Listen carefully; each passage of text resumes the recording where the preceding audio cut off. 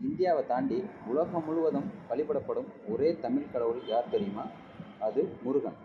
அப்படிப்பட்ட முருகப்பெருமானை பற்றி தான் இந்த வீடியோவில் நம்ம முழுசாக தெரிஞ்சுக்க போகிறோம். அதுக்கு முன்னாடி நம்மளோட சேனலை சப்ஸ்கிரைப் பண்ணணும்னா சப்ஸ்கிரைப் பண்ணிக்கோங்க. வாங்க வீடியோக்குள்ளே போகலாம். வணக்கம். முருகப்பெருமானின் பன்முகத்தன்மையை ஆராயும் இந்த விளக்கத் தொகுப்பிற்கு உங்களை உற்சாகமா வரவேற்கிறேன்.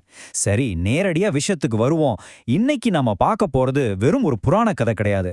அதுக்குள்ள ஒளிஞ்சிருக்கிற ஒரு ஆழமான தத்துவம். மலேசியாவில் இருக்கிற 10 மலை குகை நுழைவாயில்ல பிரம்மாண்டமா நிக்கிற 140 அடி உயர முருகப்பெருமானின் தங்கச் சிலைய நீங்க எப்பவாச்சும் பார்த்திருக்கிறீங்களா? அவ்வளோ பெரிய சிலைக்கு முன்னாடி போய் நிக்கும்போது நம்ம மனசுல தானாவே ஒரு பக்தி கலந்த பிரமிப்பு வரும். உலகெங்கிலும் அவர் மக்கள் மனசுல எந்த அளவுக்கு ஆழமா இடம் பிடிச்சிருக்காருங்கிறதுக்கு இந்த சிலையே ஒரு பிரம்மாண்டமான சாட்சி. ஆனா இங்க நாம யோசிக்க வேண்டிய ஒரு முக்கியமான கேள்வி ஒன்று இருக்கு.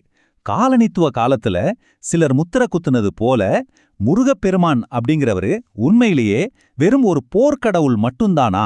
கண்டிப்பா கிடையாதுங்க. போர்க்காலத்தையும் தாண்டி அவர்கிட்ட ஆழமான ஆன்மீக தத்துவங்களும் அளவற்ற கருணையும் நிறைஞ்சிருக்கு. அந்த உண்மைகளை தான் நாம இன்னைக்கு தேட போறோம். முதல் பகுதி, தமிழர்களின் நாயகன். அவரோட பழமையான வேர்களை பத்தி இப்ப பார்க்கலாம். இது எவ்வளவு சிறப்பா விளக்குதுன்னு பாருங்களேன். இந்தியா முழுவதும் இருக்கிற பல்வேறு ஆன்மீக பாதைகள்ல அவர் எப்படி தனித்துவமா வணங்கப்படுறாருங்கிறது இதுல புரியும். சைவர்களுக்கு அவர் சிவனை நோக்கி நம்மள வழிநடத்துற ஒரு உன்னத யோக குரு.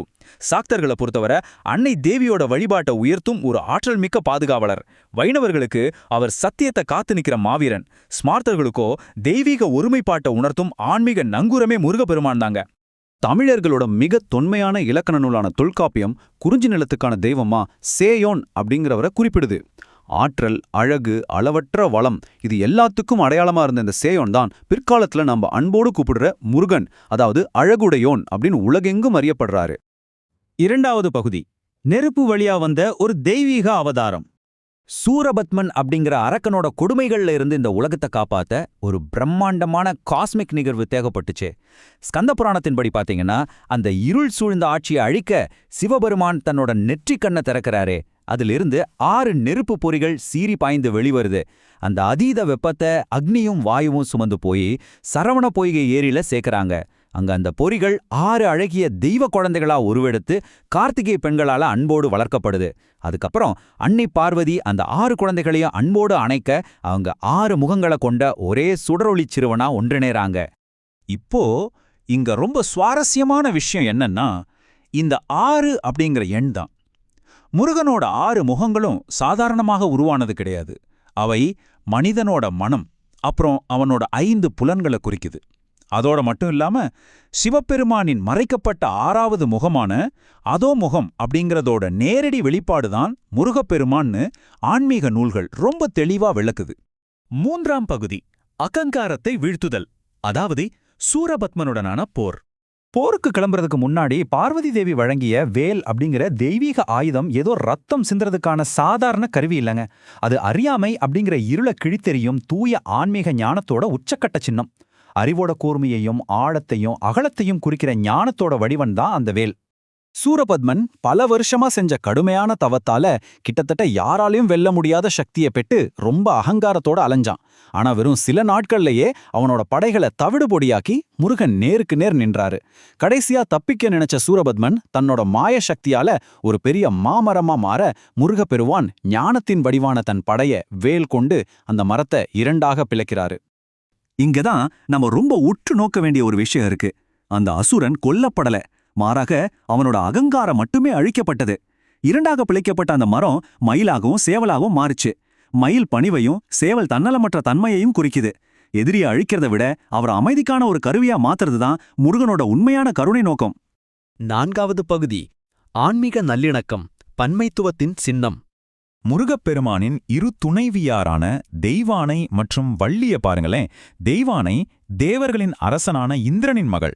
அவங்க வேத மரபுகள், கடமை, அப்புறம் ஒழுங்கமைக்கப்பட்ட உலகளாவிய அமைப்பை குறிக்கிறாங்க. ஆனா வள்ளியோ ஒரு பேடர் குலப்பெண். எந்த கட்டுப்பாடுகளும் இல்லாத இயற்கையான மற்றும் தன்னிச்சையான அன்பை வெளிப்படுத்துற பழங்குடி மரபை குறிக்கிறாங்க. இதுல ரொம்ப முக்கியமான விஷயம் என்னன்னா, இந்த 2 வேறு தன்மைகள் கொண்ட திருமணங்களின் மூலமா உள்ளூர் பழங்குடியினரின் தூய அன்பையும் பரந்த வேத மரபுகளையும் ஒன்றிணைக்கும் ஒரு மாபெரும் நல்லிணக்க பாலமா முருகப்பெருமான் விளங்குறாரு.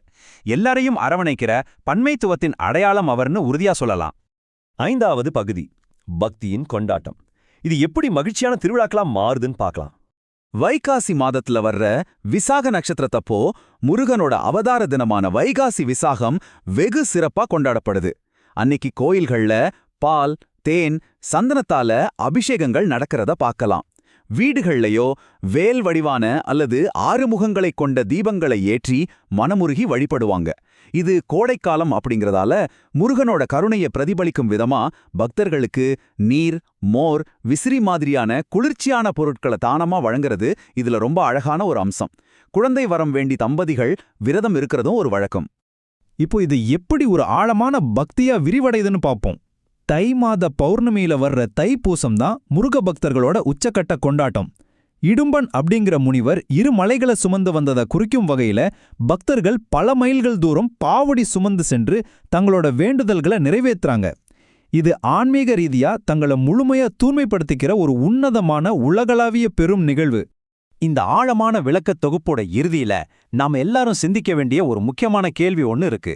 முருகப்பெருமானோட வாழ்க்கையை உணர்த்துற அந்த அளப்பரிய கருணை, ஞானம் மற்றும் தைரியத்தை உணர்ந்து உங்களுக்குள்ள ஒளிஞ்சிருக்கிற அகங்காரம் அப்படிங்கிற அரக்கனை வீழ்த்தி உங்களோட உள்மன வீரனை நீங்க எப்படி வெளிப்படைய செய்ய போறீங்க?